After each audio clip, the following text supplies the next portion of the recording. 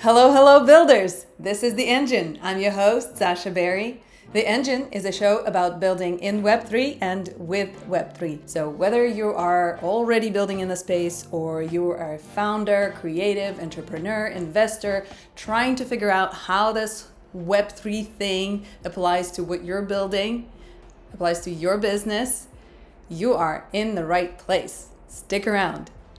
The Engine is powered by Skylab. Skylab is a community of Web3 builders, founders, and investors. Between ourselves, we call it AA for founders, except for we're not trying to quit being founders and building in Web3. We're trying to stick around, and it's always better with a friend. So if you are looking for a community of builders to help you through the ups and downs and struggles of building a business, check out Skylab.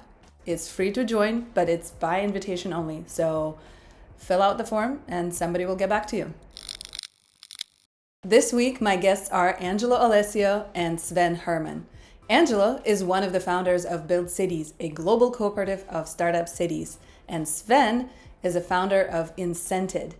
It's a new protocol on a mission to help DAOs solve challenges of coordination and incentivization. We talked about balancing innovation and execution. It's something that every founder, every builder, every creative has to deal with. You have this ambitious vision, you have this grand mission, and you start building and you start dealing with reality of doing it. You have to face limited resources, constraints of technology, confusing feedback, changing market conditions, changing trends, and you have to adapt. You have to keep building, keep your eyes on the prize, on the vision, but actually make it work with what you have. We talked about how crypto being a new industry where infrastructure is still being built out. As a builder, as a founder, you have to keep that in mind and be ready to adapt and evolve with this infrastructure, or sometimes even be ready to switch your rails completely. We also talked about how crypto gives the opportunity to builders to innovate boldly compared to some of the legacy industries where the paths have been walked back and forth, leaving very small space for incremental innovation. We'll also talk about the challenge of balancing commitment to vision and conviction with the need to be able to receive feedback and iterate. So we cover a lot and we'll get right into it. But first, a quick word about the contributors of Season 1 of The Engine, Threshold Network, and Build Cities. Crypto winter is over. The spring is in full force. The ice is melting and everything is getting a little bit more liquid. My friends at Threshold have big news this week. They have launched a new stablecoin, THUSD. It's soft-pegged against USD and is backed by Ether and TBTC as collaterals at a minimum ratio of 110%. What's important is right now you can borrow Bitcoin and Ether with a 0.5% issuance fee and no interest. You have to keep in mind, of course, that this is crypto and it's risky and new protocols are risky and this is a paid ad. So with that in mind, you can go to thresholdusd.org, check out all the documentation and see if it's a good fit for your liquidity needs. Build Cities is a global cooperative of startup cities. The world is changing rapidly. Resources and expertise that used to be consolidated in a handful of ecosystems for centuries are now crossing borders and flowing freely all over the world. Passports and visas may still be limiting our physical ability to cross borders, but we can teleport anywhere over Zoom. Build Cities is creating a digital infrastructure that empowers local communities all over the world to build and innovate. Check out Build Cities' website and see how in this new world, Lagos is not far from Los Angeles and London, and Nassau is right next to Phuket and Paris. You can join the community right now with your Discord login. It's free. And you can also mint a collaborative generative AI NFT that becomes your access pass for all the events and all the perks and benefits of Build Cities for the future. And be on the lookout for that because Build Cities is launching a series of events all over the world and We're going to be talking about it more, but check out the website right now. All the links are in the description. Okay, now let's dive into my conversation with Angelo Alessio and Sven Hermann. Angelo, Sven, welcome to the engine. How's it going? It's going well. What's going on? Good, going well. Thank you for having us again, Sasha. Yay! Always fun to join these. We have another gigantic topic today, as always. We're going to be talking about building in Web3 and specifically balancing innovation and execution, which, hey, every innovative industry struggles with. And our industry being a young one, I think is challenged with that a lot. But as always, I want to start with a little intro question. I'm always curious about how do you get into crypto? And Sven, what was your path? What brought you in? And what was your light bulb moment that made it make sense for you? Sure. Yeah. So first, also, thanks for having me. Super exciting. Yeah, I have an engineering background, electrical engineer by training, got into software through corporate America.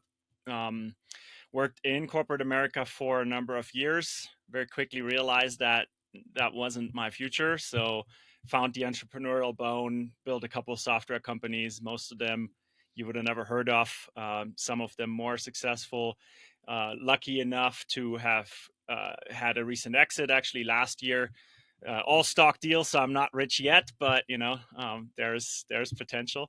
And after that Nice. company, so I left it actually a little while ago, and over the last 3 years or so, I spent a lot of time thinking about applying open collaboration principles to the entire startup stack, not just software. And what does that mean? What does that look like? Can we build processes for that and tooling? And really struggled with kind of finding the product market fit on that. Got into crypto on the side a little bit from the currency perspective. And then, like discovering DAOs and realizing DAOs are like the first thing I found that kind of overlaps with all of these weird open collaboration principles in my head. Really dove deep into that. Very quickly realizing that there's a lot of problems still in DAOs, right? Like, if anything, I would consider myself a DAO maxi, but we are early. There's a lot to do. From my humble opinion, one of the two biggest ones are coordination and getting people paid in an equitable way. And that's what I'm focusing most of my time on right now. We're building Incented, which is a coordination and incentivization protocol.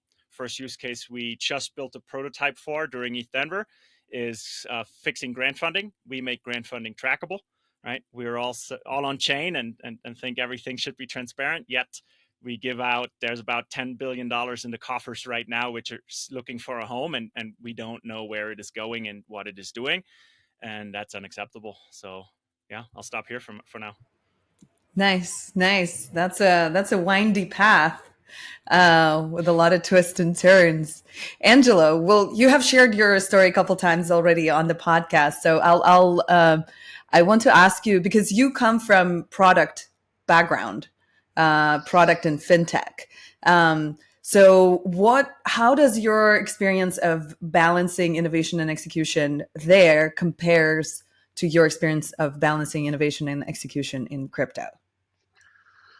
Oh, well, it's much more exciting now. How And so?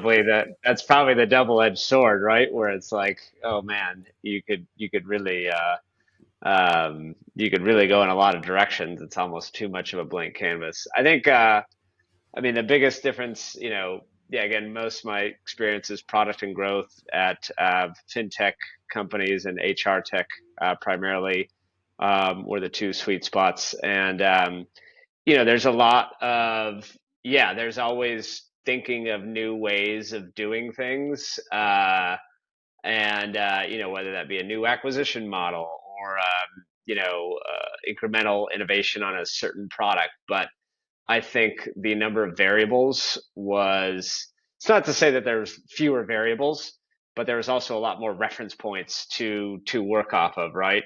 Where, there was more likely than not like a competitor or some adjacent actor in your space. They're like, oh, I see what they're doing, and like, let me just try this route, right? Or this is working well for them. Let's just copy pasta it and just execute it better, or whatever else. And then there's also like even the state of startups themselves. There was a lot more playbooks for how to certain run things, and like once you kind of got it down to a science, it can be in a way somewhat formulaic. I think you always want to be kind of thinking from how can we innovate this further, or keep it going. But then yeah, in Web3, it's like, oh wow, there's like all sorts of definition, all sorts of changes, right? Like you have your project is liquid from day one, so it's like you started your startup and then you're immediately an IPO at the same time, which is weird. You have all these new infrastructure to choose from. So not only are you building a new product or a new venture, but you're building a new product along the lines of these other people on infrastructure that are also building new products, right? Like you're kind of building a startup with other startups, which is kind of like invigorating in a way, and very kind of like, I think that's where we get our like mimetic missionary mindset in this industry, because it's like, let's all like row the ship together because we have no choice. But at the same time, that introduces just like a ton more variables that you have to have. Like you also have to have like a very keen like investor eye on, right? Where it's like, okay, would I invest in this project myself, because I'm about to invest time into it, to use it as infrastructure in our product, right? Like that goes, chain selection is the obvious one there, Solana or Ethereum or whatever else, right? Or you know Aptos, or the Sui, or the Say, or Nel2. Yeah, exactly. Or like, okay, how much of the app can I really build on chain, where it has to be more like a 2.5 type product, because like I need all these things that AWS offers, but like, right. So it's just like a ton more variables, and so it makes that calculus of balancing innovation and execution a lot more acute. And complex. Yeah, there's more information coming in. And I'm curious too, I want to double click a little bit on this idea that you mentioned, that the work or innovation process is more formulaic um, in the legacy world. Can you get into that a little bit? What do you mean by that? Well, so like for the fintech, for example, the time we were building an AI chatbot that automatically negotiated bank fees and interest charges, that was like our wedge, that was our innovation.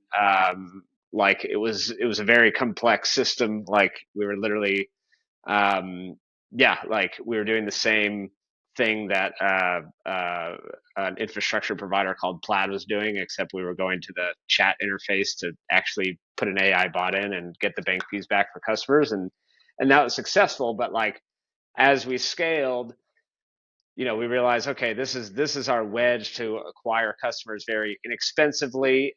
But then, the biggest question as we were going into our A round is like, okay, well, what do you do next, right? Like this is kind of it was kind of a transactional business model. We needed to kind of like craft not only the narrative, but really the product around like, okay, what next? And it all kind of ended up looking like, well, at the end of the day, you kind of just start to look like another neobank. Like, what are the other services you can provide, right? No fee banking, PFM, personal financial management tools, et cetera, et cetera.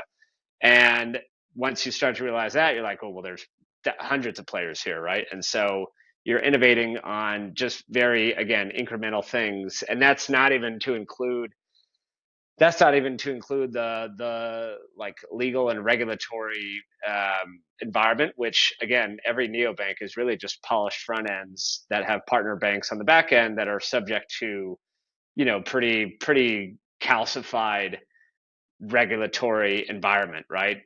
Um, so once you start to see all that, you're like, well, you start to almost get like pigeonholed a little bit. It's like, well, this is really kind of the only way we can kind of keep going. There's nothing, Sure, there's angles you could do that are kind of fundamentally new in fintech, but then it always kind of comes back to this, legacy, I guess, regulatory infrastructure that you always have to play by the rules, and that's no different in crypto. But um, you know, it involves, again, just a lot more variables that include legal and regulatory, right? Like the fact that we have uncertainty in so many pieces of crypto regulations means that you're thinking about entirely new jurisdictions to operate in, right? Do I blacklist the U.S. and go work over here? Do I incorporate the Marshall Islands? Can I bank on the fact that like U.S. will just get friendlier to crypto in the future? Do I form a co-op, right? So that's what I mean, kind of also there, where it's like, there's a lot more rules have been written in non-Web, or I guess, I don't like to bifurcate Web 2, Web 3, but a lot more rules have been written already for startups innovating in at least the Web 2 digital environment, that are being, I guess, rewritten or blank slate in crypto, which is both fascinating and also, challenging, right? Got it. So what I'm hearing is in the legacy world, there's a lot more built out to begin with, and so you end up either copying or innovating on small things here and there because there's already huge chunks built out and working well. So you don't really have that much freedom to go wild. Was that your experience in building pre Web3, Sven? Yeah, so I think there's a lot to this, right? And it really depends on what we're talking about here, because are you an indie hacker, a solopreneur, or are you trying to be the next unicorn, right? Or decacorn now is kind of the benchmark these days. What? And I think that varies significantly, right? So my last company was in digital out of home ad tech, and we actually started as a rideshare company. So the regulatory hurdles Angelo is mentioning, I was very familiar with for a while there in the traditional Web 2 space, right? Uh, that was right in the middle when Uber and Lyft were still fighting the contractor battles, like our drivers contractors and whatnot. We then eventually pivoted into focusing on the tech, providing the tech for what we were doing. At the time, we were literally running our own rideshare company, which is absolutely terrible business to get into for anyone listening. Don't do that. I cannot recommend it unless you have something very unique, which we thought we did. Why so? Why so? Why It's so? just, I mean, if you really love operationally heavy businesses, and there's people who are very good at this, it's very operationally heavy, right? We were a small rideshare company, operating free electric rides, like in an urban setting, and we were only in 5 markets at the time. And with a small team, I mean, I was the CTO and took on the COO role for a while. It's a lot. It's a lot, and then navigating the regulatory landscape on top of that. Yeah, there is a reason why most people these days, at least as first time entrepreneurs, start with building software companies, because it's cheap. A lot of the mistakes have been made, right? And you have these playbooks. Maybe one of those formulations we're talking about is the lean startup methodology, right? Which gives you a good path to try to follow. I personally don't think it's always the right path. And if we parlay that into Web3, I actually think Web3 gives us a lot more models these days, a lot more like builder friendly models, right? Like for the first time ever, I think we see a very low threshold for individual engineers to come in and deliver value. And even, retroactively now come in and say, hey, I built this. I think, this delivered value to people, right? And through optimism or something like that, can be retroactively rewarded for their efforts. And for me, that's personally a driver. I think being rewarded equitably for the work we do, wherever we are in the world, whoever we are, from any perspective, shouldn't matter. We should be value driven, and I kind of overlays everything we're talking about so far, in my opinion, right? For me, execution is first, with a focus on delivering value. Build something that actually solves problems, that has always been true, that will always be true. And I have a bit of a gripe in Web3 that somehow often it feels like talking about getting paid is a bad thing, which is, excuse my French, but bullshit. Like, that's a very privileged perspective. Not all of us were early in Bitcoin, or whatever, and have big bags and can now kick back and work on whatever we enjoy most. That's a world we want to live in, but most of us still need to pay rent, buy groceries, right? There needs to be a check weekly or monthly. And I think that's what we should be working toward. And that starts with It's interesting. execution. I haven't encountered that concept. I come from background in film industry. There's a lot of that mentality there, and frankly, that was one of the reasons I wanted to leave that industry, is because there's a lot of like, oh, we're here for the art, or you're working for your portfolio. And it's like, no, I live in Los Angeles. I have rent. And I'm not an heiress. So, excuse moi. Yeah. One of the reasons I came into crypto was that I had a feeling that there is less of that attitude here. And people are like, yeah, money, let's make it. So it's interesting that in your experience, you've had kind of the opposite attitude. Well, I think, again, it depends on what you're trying to build, right? Like, it simultaneously has never been easier to get a grant or come into an ecosystem and participate and get rewarded for it. But also at the same time, there is a high level of expectation because the talent is massive, right? There's a lot of very, very high caliber talent in our space. So you're competing at like a public stage for attention, first and foremost, right? Like, it all goes through crypto Twitter and Farcaster. And if you don't already have a following, automatically it's a lot harder. And again, for me, that's all about like, how can we build systems and processes to detect the value and the change people make on a finer granular level, right? Like retroactive public goods funding is fantastic. That's a really good first step. But most of us don't have the luxury to build for a year for free. Yeah. And then come out and say, hey, all right, I did this for your community, right? So that's, I think, one of the progressions I want to see put more emphasis on in our industry. That's very interesting. I really like that point about the dangers of building, of finding the right idea to build, and the dangers of building operation heavy businesses.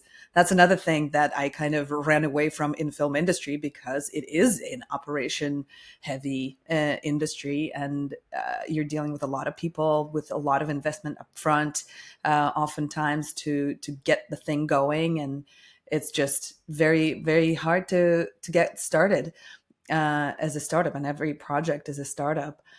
So that's definitely been my learning as well. I want to double click on your kind of reservations around the lean startup, because it's such a popular model and it's such an important idea in tech. What's your beef with lean? Yeah, so I mean, it stems from me being an engineer and a builder first, right? And builders like to build, but what lean teaches us is basically, well, iterate quick, right? Build something, the smallest thing you can possibly build, validate it, iterate quickly. And yes, that is true, but also over the years, attention is very hard to get. So no matter who you talk to, and you build for the first customer, that might just be a person you want to pitch it to and get a reaction and iterate on that. Sure, fine. But then once you start building, we talk a lot about no code and can you do it with an Airtable or what have you, right? And sure, try all of those things, but be very cautious about what you're gathering feedback on, right? Because usually you have like one or two shots with any individual, in my opinion, right? Or from my experience, at the very least. So if Yeah. I build something and I send it to you and it's like not interesting, or you just don't get it, or whatever the reasons may be, that is now burnt that bridge, right? If I do it the Yeah. second time, the third time at the latest, now they're like, oh, Sven again with another idea, right? So there is a fine line somewhere of building enough quality UI UX to make your user who you want to iterate with understand as quickly as possible. And maybe that shifts from building to designing, right? Like Figma is a great tool for that, right? We all use it. Maybe you can iterate on that first for a while, and then and iterate on describing, like writing the light papers, the white papers, right, in our industry, and iterating on that. But I don't believe that it's always the best path to build like the smallest thing you can. And that also separates the Yeah. entrepreneurs from the entrepreneurs, right? If you really believe in your idea, but you have to have a certain level of conviction and not get pulled into every direction, then you will find the time to put it toward that. And you will be, it's your job to convey the passion towards others to join you on that journey, right? So Yeah. engineer your life to have that flexibility. If you need to, I mean, do you need to live downtown New York, right? Can you do something Yeah. else, right? Is like Yeah. Angelo and I are very similar in that. Like we engineered our Yeah. lives to have the possibilities to do what we do today. And Yeah. that just means you have to sacrifice on other ends, right? Like you can't have it all. Yeah. Yeah. I Well, think there's having lean also, lifestyle before having a lean startup, right? That's one of the yeah. things. Yeah, Angelo, you seem to Uh, resonate a lot. oh yeah. I think I understand the logic, and I think there are certain things I think you can use that methodology for parts of your startup, right? Like, hey, I'm starting a Twitter account from scratch. Well, let me throw everything at the wall and just kind of like A/B test everything quickly until we have the following, right? Or a certain product feature where you're A/B testing different pieces because you have no idea.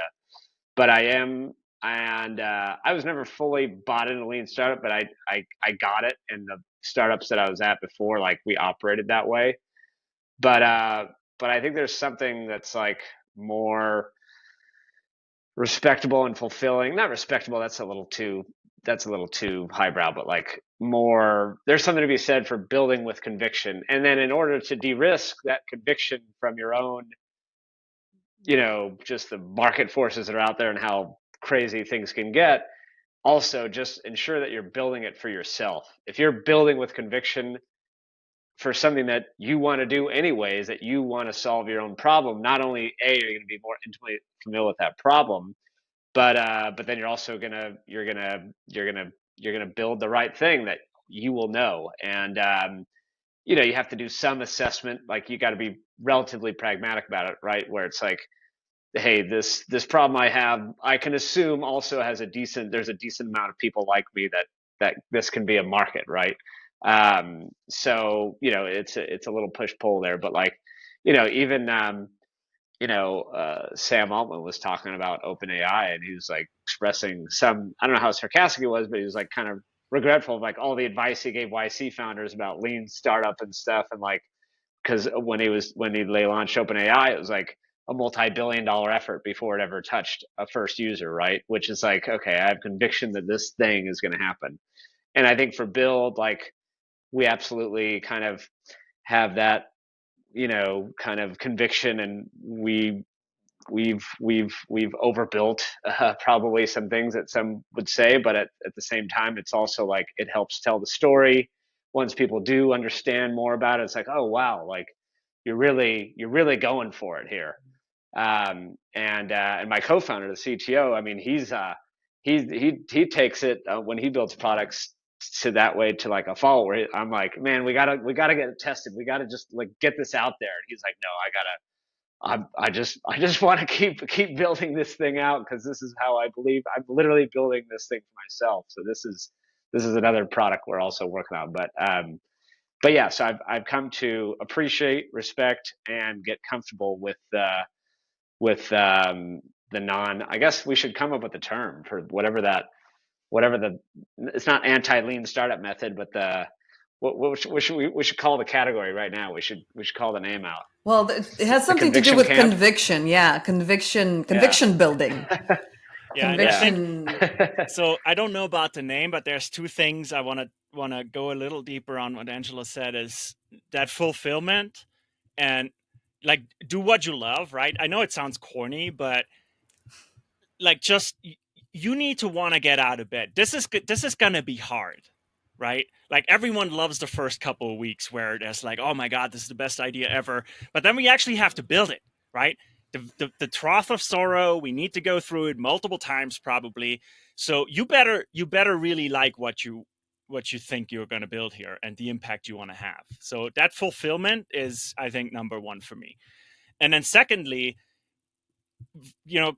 somewhat contrary to the lean methodology, is just hedging that risk, because that's the other thing we do as entrepreneurs, right? Like we make risky decisions every day, and we just weigh what is the likelihood of this going like really bad. Okay, well, do we not want to dial it down a little bit? But like you want to push just a little, right? Just enough. And that for me includes the building like the tech debt, right? And accepting that you will most likely throw this out, right? Like, so for Incented, for example, this has been 3 years in the making. We have built an entire other company before that now parlays into Incented, and all of the learnings, all of what hasn't worked has informed the product now, right? So it's okay to just accept that, as long as you are aware of that, right? You need to be aware that there is a high likelihood that what we're building, version 1, 2, 3, we're going to throw out or cut half of it. And that's when you start talking to the customer and then build what they want, right? Like, absolutely. That part, 100% agree with lean. But it's okay to just, as long as you can do it, it's your money, it's your time. Find people who agree with that. So I'm super fortunate my team right now, right? We have all agreed to a certain amount of runway personally, sweat equity, getting us to the first customers, to the first fundraising, whatever that might be. And just be transparent about that. And I mean, we even tell everyone, right? It's like, hey, this is what we built. But I mean, the only thing I know for sure is that that's not the final product ever, right? Like, Right. It's always going to be improved. Yeah. Yeah. Well, that commitment to loving your thing, but also willing to, it reminds me a lot of the things that, I mean, my background in film, in the iterations of the script, we always say like, let's kill the puppies or let's kill the kittens. And it's usually the things that you love most. And it's your favorite little pieces, like little scenes or little characters that, are coming out of the corner, but they have nothing to do with the story, and they're not supporting the story moving forward and really delivering the main idea. And you have to kill it. You have to pivot. I imagine with film too, it's like there's not like testing along the way. It's like we're going to put out the whole thing, and it's either going to work or it's not. Like it is a conviction. It is kind of more of a conviction mindset, right? Like we're going to produce all 3 series of Dune, and it's going to be multiple hundreds of millions of dollars. Well, that's why be a flop. Why they want to use underlying properties more in these days in filmmaking. Like in the 90s, you may remember there was more experimentation, more independent films where budgets were smaller. So they could afford a little more risk and a little more creativity. And movies, frankly, were better, I believe, in the 90s and early 2000s. And now a lot of the experimentation moved into TV. And that's, I think, part of merging of the industries, and Los Angeles and San Francisco being next to each other and kind of feeding off of each other in terms of how people create. Because TV actually allows you to iterate a little bit. You can create a pilot, test it, see what worked, create the first season, see what worked or not. And unfortunately, there's less freedom right now to experiment. In the 90s, Seinfeld was not very good for first couple seasons and not very popular, but they were allowed to continue evolving and turned into a complete, masterpiece and iconic show that people know all over Yeah. the world, and it's like the biggest moneymaker. It wasn't from the get-go. Maybe I need to get So, past the first couple of seasons. Seinfeld's one of those things I never really got into. Maybe it's what you're describing. yeah, I mean, start It's from, I don't know. I have to ask. I have a friend who's like total Seinfeld geek. He knows every episode, and I think he says that season 4 is really good, like season 4, 5. So maybe just jump in there. I mean, it doesn't matter. Fair enough. Also, I like what you're saying there with killing the puppies. And I think that's where we get full circle on the topic of today's episode, right? Like balancing innovation and execution. Uh, like you can't, as a builder, we want to innovate, right? We want to use all of the cool stuff and build the coolest stuff. But really, we need to execute first and progressively innovate, right? Maybe that's a good word for it, or a good phrase for it.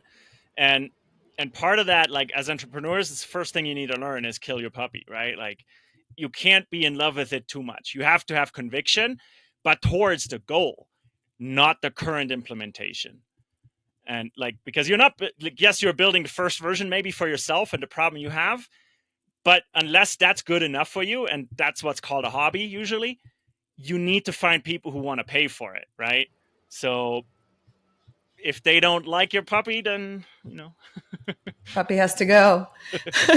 Angelo, you had something. I liked hearing more about like the film, the creative arts industry or whatnot, and just thinking of those parallels because it also reminded me there was a podcast with Andreessen the other day, and he made a good point that because tech and culture are so intertwined in our lives now that they like feed off of each other much more than where it was like before. It was like, to make the geographical analogy, it was like Silicon Valley for tech, LA for entertainment, right? Yeah. But now it's like there's almost like this. It's not like there's like a literal migration between the two, but like there's more There's more feeding off overlap. of these culture and tech and how they feed into each other. Like I see more and more pitches now, like demo day pitches that are almost like these theatrical productions, right? Yeah. Where it's like telling the story of the tech, where like founders are now becoming kind of their own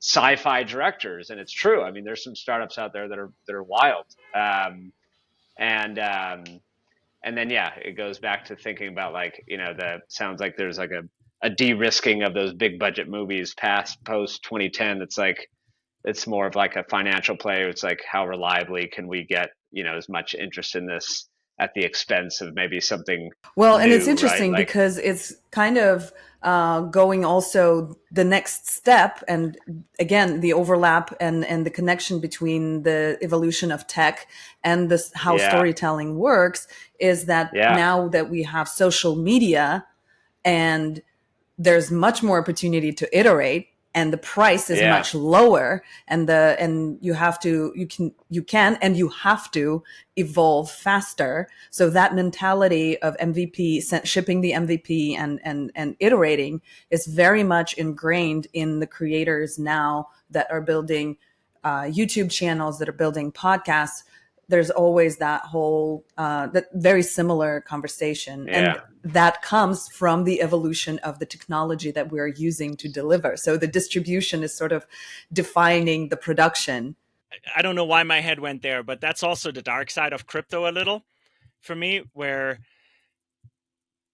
it can't just be a popularity contest and a pitch fest, right? Where, I mean, hey, if meme coins are your thing, I'm not judging, but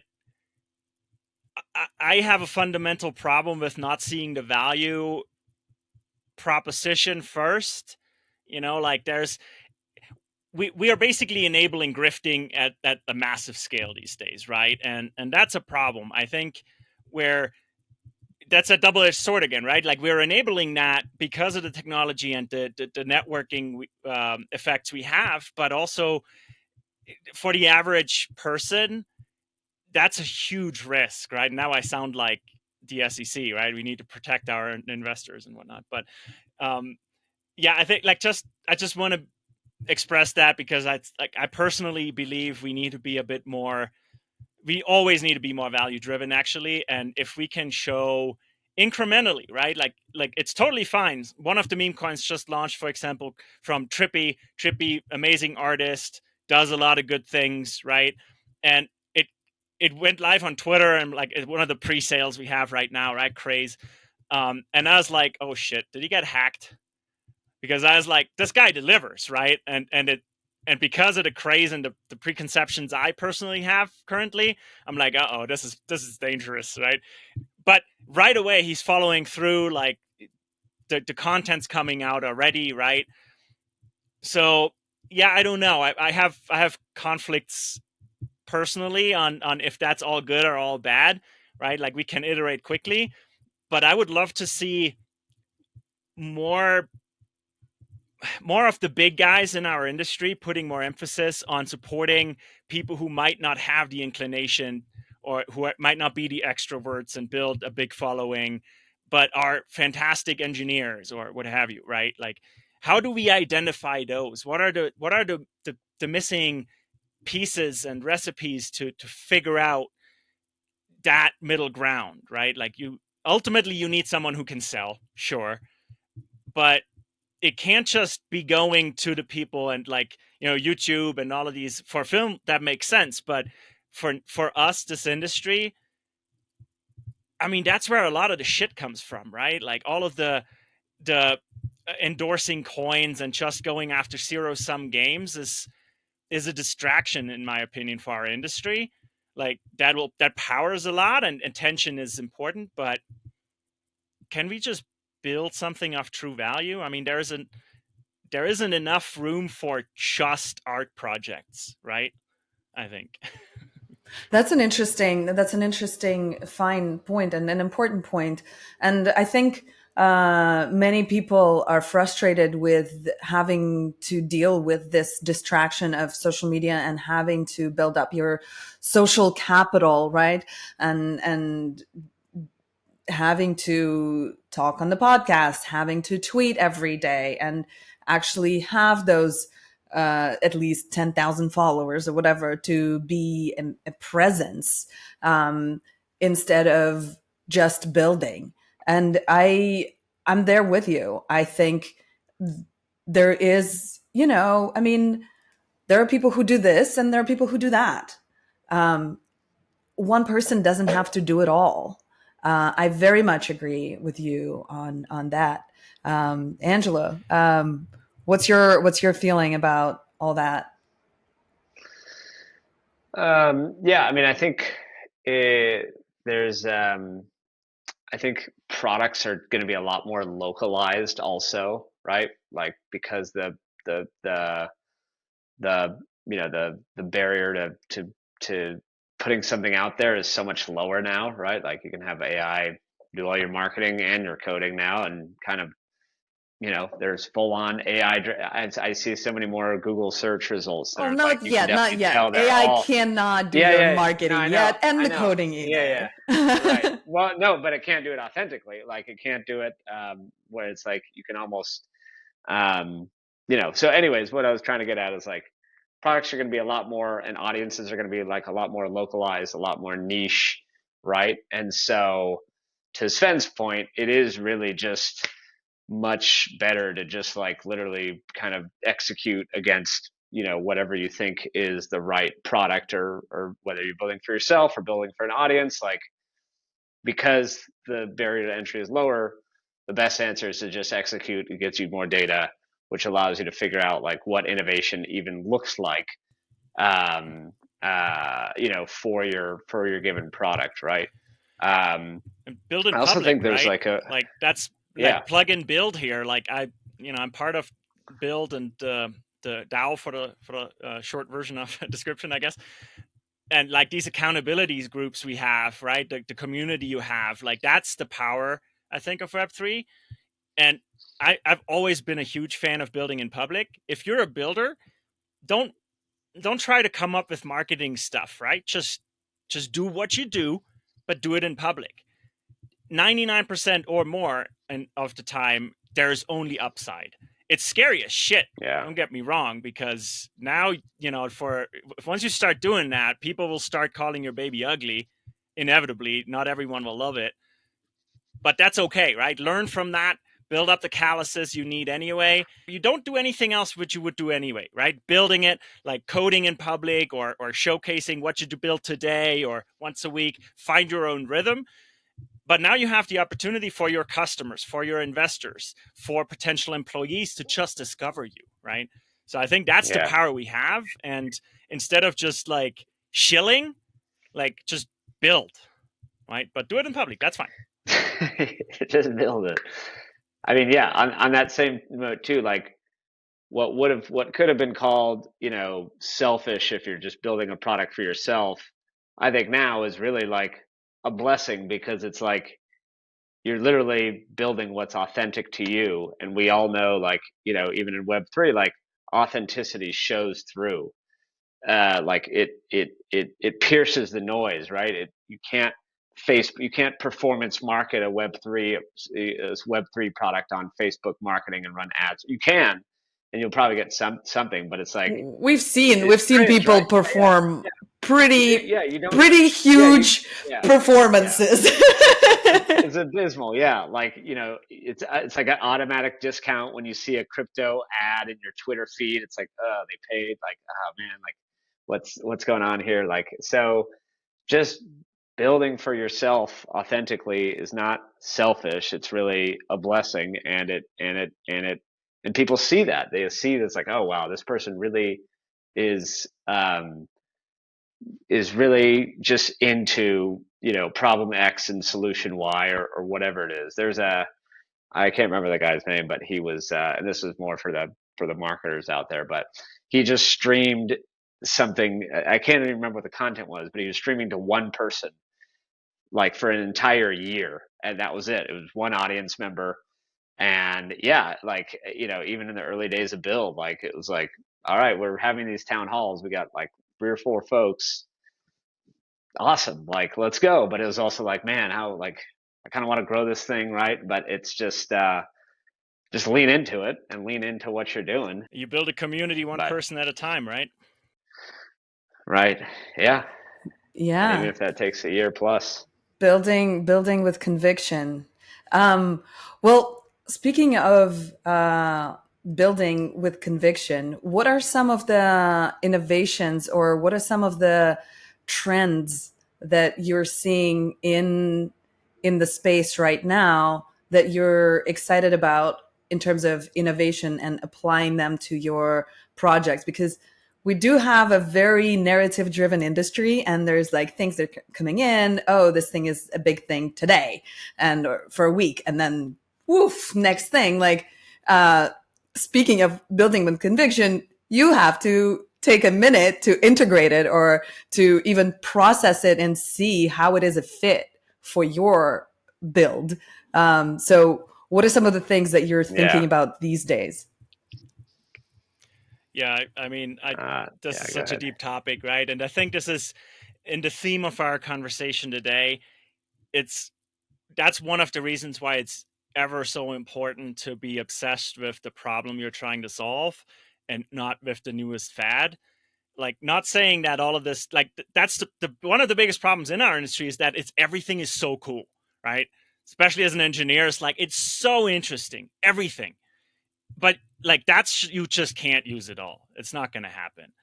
And so make very careful decisions where you want to put your next experiment or what you want to integrate. I mean, if you've been around the block, every startup has that problem. As soon as you start getting a little traction, all of these offers going to be thrown at you from everywhere. And if you try to do it all, surefire way you're going to fail, right? Because you're going to stretch yourself too thin. That being said, so for Incented, two of the things we're looking at right now and at our core to our business really are, novel kind of staking mechanisms. And this is not really that new, right? If you're in Web3, it's like, oh, what is he talking about? That's not new. But like, we're trying to apply what we have used in DeFi now in ways to actually make coordination decisions, right?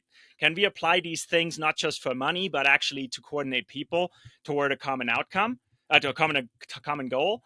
And then the privacy side of things are important to actually do that, right? So for us, what that means is we coordinate through a staking mechanism, which lets you stake in favor or against, say, a grant proposal, right? But in order to avoid the grifting in that, again, right, the people who actually don't care about Incented or the application or the grant program, they just want the reward. We need to be able to build it on technology that hinders that, or at least makes it harder, right? So just keep the voting private. Right? We can do that. We have CK proofs now. We have the Oasis paradigm, the Sapphire paradigm on Oasis, things like that. So that's some of the innovations which we look very intently at, but for a reason, right? There is a business problem we're trying to solve with it. What do you mean specifically? I don't want to use just the newest chain. Like all of that talk of like in Denver, everyone's like, so what chain are you building on? It's like, why the fuck does that matter? Like, it doesn't matter. Like, our product solves a problem that our user doesn't care what chain it runs on, right? Well, okay, that's not true. The grant funders do, right? Because they might be the chains actually. But the entrepreneurs who build solutions, like, it's like asking someone, are you building an iPhone app or an Android app? Well, of course you're going to do both eventually, right? But maybe for now it doesn't matter. What is the problem you're actually solving matters first. And so on the privacy side for us, that's just, we have a problem. We need to keep the votes private until the decision is made. And whatever is the most sensible solution from a technical perspective for us now, that usually comes down to what can we do in a reasonable amount of time with the money and resources we have. And is that good enough, right? Like, it just needs to be good enough. I know it sounds negative, but that's what it is. You cannot build perfect. Because if you try to build perfect, you're building more that you're going to have to potentially throw out, right? Like, full circle again. Oh yeah, for sure. Yeah, you can't strive for perfection on the first go. I really like this analogy of comparing chains to building for this or that structure in the mobile. I think that makes a lot of sense.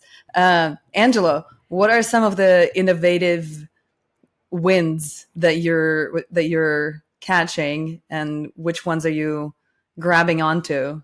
I couldn't catch the next meme coin if I tried. If you gave me millions of dollars, I think I would just lose it all. So like, I think everybody can realistically know their limitations when it comes to that stuff. And, and at least a lot of the thinkers that I've read that like are talking about this stuff is like, you can really only focus on one thing, right? You can only find your like little niche. And so I think two things kind of really excite me. One is like the DePIN sector at large, because we're like, I'm very excited to start innovating like in the world of atoms, and like we've done tokenized real estate property with Build already. Like, that's really cool. Sven has a tokenized property there in New Mexico, so it's like that's really fun. And then DPIN is interesting because that's more like kind of legal innovation and kind of, how do you navigate that piece? With DPIN, I think it's interesting because hardware is that discipline that we talked about with building with conviction, because it's like, in the same way that like, in software, we used to ship software on CDs, right? Where it's like, okay, this has to be the final version, right? Because we can't like get all these back and then like reformat it, right? It's like, since it's almost like we're moving from the gold standard, right? Like in software, it's like, oh, we'll just push it out there, and oh, we can always upload a fix. With hardware, there's like very little margin for error, and I think that requires a mindset of like, we're going to build this rocket, we're going to build this thing. So things like Helium Network or anything in DPIN that's like, requires a hardware component, I think is just really impressive, and I'm really excited to see what it evolves in that space and seeing how we could use it for Build as well. And then And what would that be? Uh, How do you see Deepin integrating with Build? oh, no idea yet, but Oh, I mean, okay. it's cool. But like, I don't know. I mean, we use Mapbox, but like, Hive Mapper I know is, mapping out all the streets. I wonder if we could use that one day. I don't know. We'd probably use more like we're probably more going to be in the RWA kind of tokenized real estate piece, but then that also introduces components around like smart homes or smart cities. I don't know. Like that's probably a 10-year plus down the line problem, maybe sooner. Who knows? But and then the other one is I think this cycle I've definitely consolidated all my like thinking around like layer ones and whatnot, where I'm just like Bitcoin, ETH, and all of, like my mental health has already been a lot better. And then there's this one that I've also been following for a while. That's it's called Xenon Network, and interestingly, because they're so small, we've been able to like build a reputation there, and so that's actually helped because now we've actually been able to get um, like we got our big conference funded through them, and what was interesting is that it was actually voted on by the whole protocol. That's the way they built out their ecosystem fund. So talking about grant accountability and stuff like that, it has a really interesting origin story, and when it comes to like building with conviction, it's been being developed for like 5 years. So I'm like, I just like have a lot of hats off respect for like, oh wow, this is like the wallet is like one of the most impressive wallets I've seen. But it's also of course like a small project. Like part of me is thinking like, okay, if I can get in early with this ecosystem, take my bet, like we will also grow with it in the same way that CryptoPunks grew with Ethereum, or whatever the I guess what the Solana equivalent, but right, you know what I mean? Like, so it's almost like there's also like a strategic imperative there where it's like, all right, here's our niche, let's double down on it, and we can grow with it both from like a valuation perspective, a growth perspective, and then if the tech delivers on the promises that they've been saying, which I think they will, then that's also aligns with our product, right? And so yeah, so that's also yeah. I'm just all kind of like a closet Bitcoin maxi as well. So I just want to see those I, Bitcoin I don't interoperability think it's very solutions come closet. into come into play. If someone knows you more than 5 minutes, it comes up. Yeah, yeah, Well, yeah. well, I I don't think know. that's a very Yeah. interesting area to double click on because we all know that originally Bitcoin was not created to be built on yet. Now, and people, there are Bitcoiners who would say that it should not by any means be built on at all. Yeah. And that is wrong.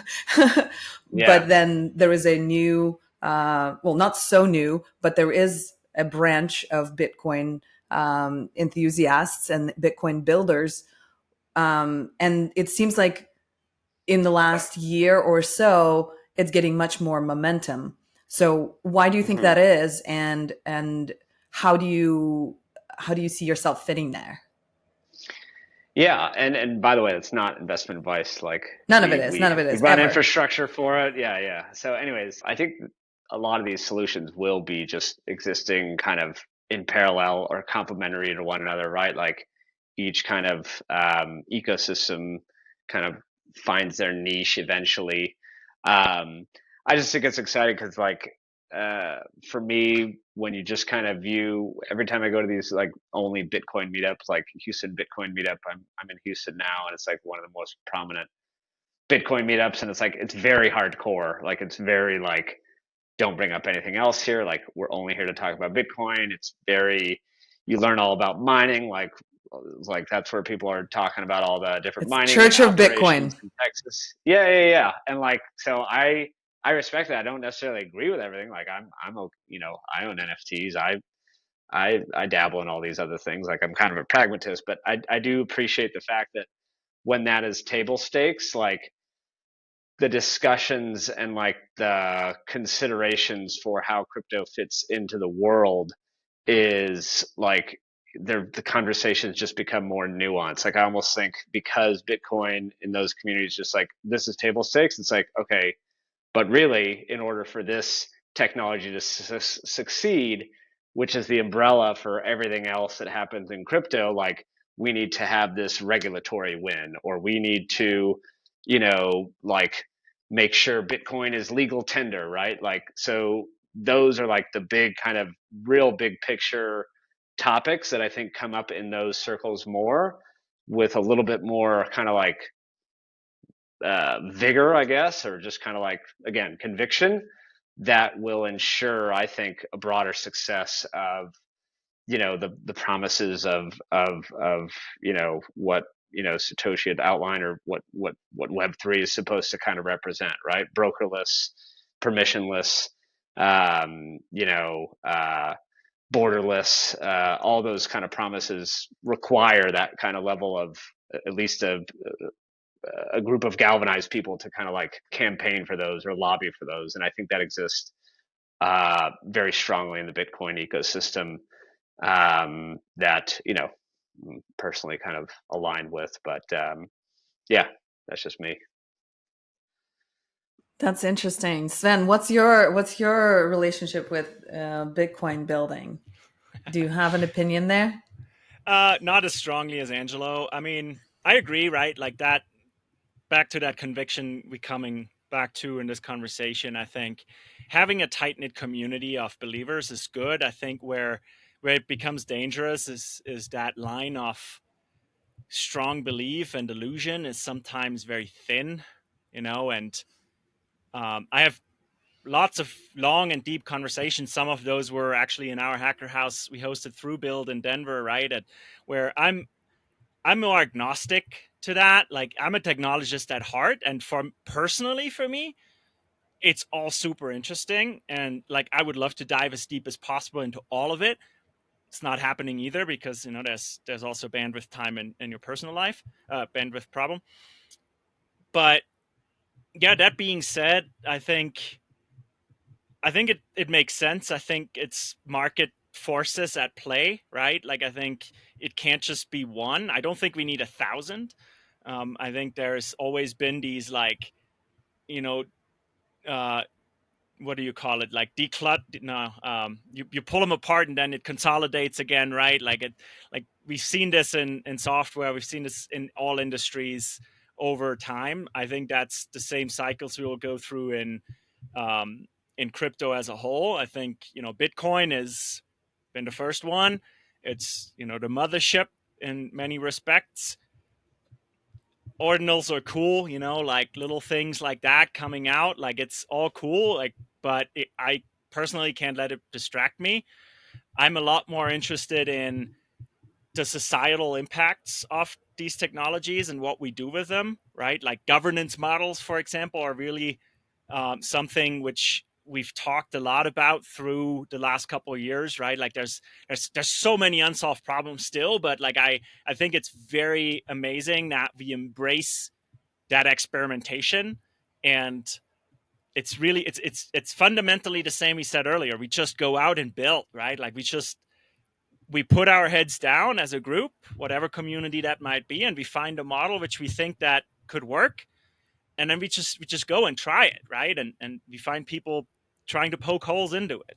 It's the same thing. So yeah, I'm more agnostic on what technology it ultimately will be. Whatever makes sense currently, right? I'm an entrepreneur at heart. I try to build solutions for real world problems, and my users most often don't care what happens underneath. As a matter of fact, if there's anything else we want to should be talking more about, is user experience, because it's horrendous still, right, in Web3. Yeah, I think we are actually talking much more about it, and that's something that I have noticed in the last, throughout the winter, right, in the last year and a half. People definitely talking about the UX and thinking about it more, and we do see improvements. We definitely see the improvements in wallets. We see the improvements in onboarding flows. I think we're getting there. I think it just takes time. It does, Yeah. and that's one of those things that I think we also have to always keep in mind, that we want it all right away, but it takes a minute to go through those iterations Yeah. and actually No doubt. execute, right? And we So needed those layers, right? So I think, Bitcoin is like, it's not for no reason that we call it layer 1, 2, 3. Now there's 0, right? Like, we do need those. I mean, looking at it, a good analogy, of course, is the internet. Also, Web 2, Web 3, it's the progression of that. I mean, the early users, I mean, that UX was terrible too, right? Like, I mean, we probably all still at least remember dial ups, and that was already, miles better than where it really started. So understandable, and it needs to have these hardcore builders who really want to innovate on that small level. But I guess what I'm saying is, we shouldn't be too surprised that we haven't onboarded the next 10 billion people yet, because most of them are not hardcore techies, right? They're users. They want to have whatever solution they're looking for function very intuitively, and they don't want to have to understand what's happening in the background. So I agree. We're getting there. We're talking more about it, but context matters, right? I think it's a little silly if someone who builds and meanwhile I'm building a protocol myself, but most protocols or most lower level products are simply not consumer products. yeah, that's something that I have sort of experienced as a marketer and as a content creator in the industry, is that most of our industry in its current state, aside from the exchanges that are specifically consumer oriented, but the rest of the industry, it's not B2B or B2C, it's B2D. And I told that to somebody, and they're like, "Oh, business to degen." I'm like, "Yeah, that is in the bull run, but the rest of the time, it's business to developer." And that's the main focus of the industry right now. So it is B2B ish. Well, we are coming up at the hour, and it did fly by. Really exciting and fun chat, like a lot of gems today. Loving it. Just to wrap it up, what are some of your final thoughts on the innovation for you and for the industry for the next 12 months, and maybe some tips for builders?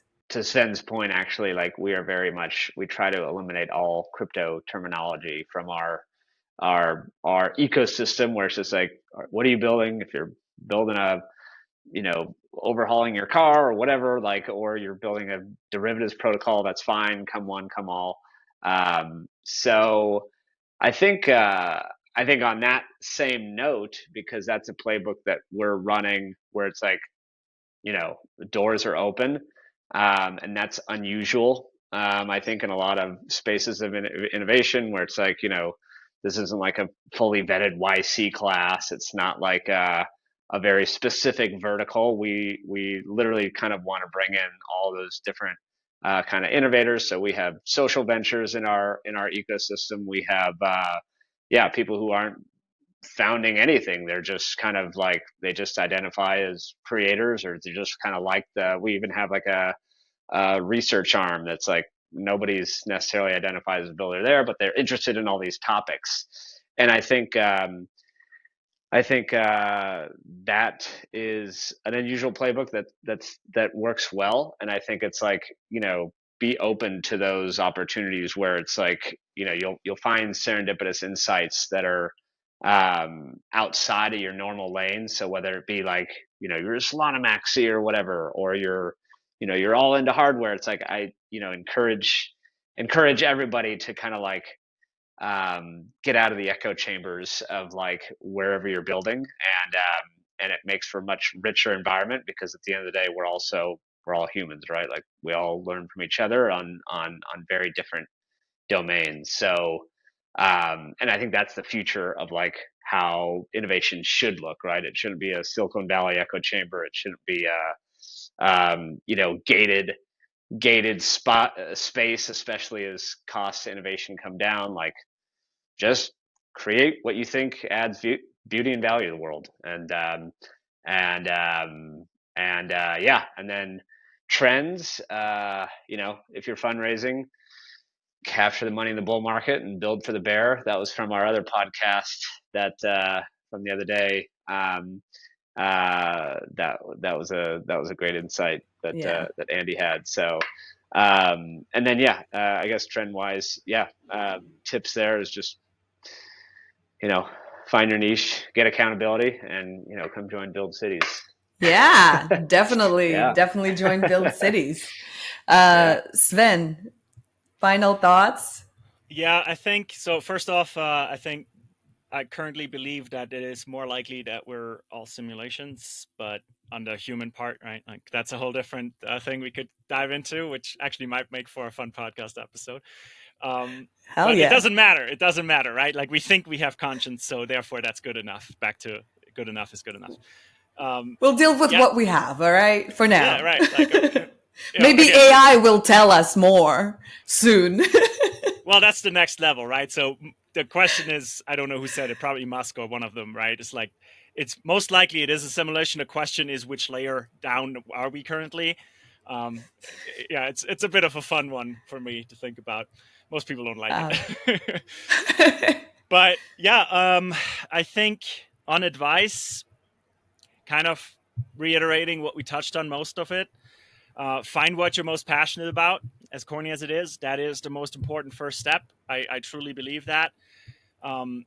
Start building something that truly delivers value to, as many people as you're trying to build for. It does not need to be a unicorn or a decacorn, right? Like, building something small is good enough. We always stigmatize like lifestyle businesses or whatever it is, right? Like you do you, right? It's cool. And by the way, everyone is welcome in Build, right? Find your tribe is the next step. Ideally, not an echo chamber. It's also okay to have that, but then also an open one, probably, right? I personally get a lot of value out of our accountability sessions. I've always looked for these kinds of groups. I think brainstorming with other people who are not in your day-to-day brings a tremendous amount of value to you and what you're building. The biggest one right now with the current market situation is do not get distracted. It's very easy to get distracted.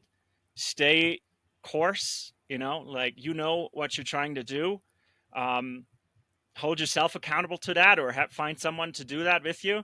Carve out a couple hours a day where you just follow the newest trends and inform yourselves, and that's all good and right. But don't veer off the path too much, you can't, like, shiny object, right? We all know it. And then, lastly, I think if you're, shameless plug, if you're in the world of Web3 grant funding, or if that's a passion or you agree with the problem statements I made, come find me. I'd love to talk to you guys. Or if you're just generally interested in coordination mechanisms and protocols, that's what I spent 99% of my time on right now. That's awesome. Well, I'm sure we will talk more about it in future episodes. And I really appreciate the chat today. Really fun. Good stuff. Thank you so much, guys. Thanks for having us. Thank you. This was fun. That was a fun chat. For more of these, follow the engine everywhere on YouTube, in your favorite podcatcher. Sign up for the newsletter. Follow us on LinkedIn, on Twitter, on Farcaster, of course. And leave us a comment. Let us know, how do you balance the desire to build this ambitious vision and the need to iterate and be flexible? Check out Skylab. Fill out the form and apply to join. Check out Threshold USD and see if that's a good liquidity for you. Check out Build Cities. Join their Discord, mint their NFT, and get access to all of their events. All the links are in the description. And that's our show for today. Thank you for tuning in. Struggle well, fellow builder. You can do it. The spring is here. Cheers.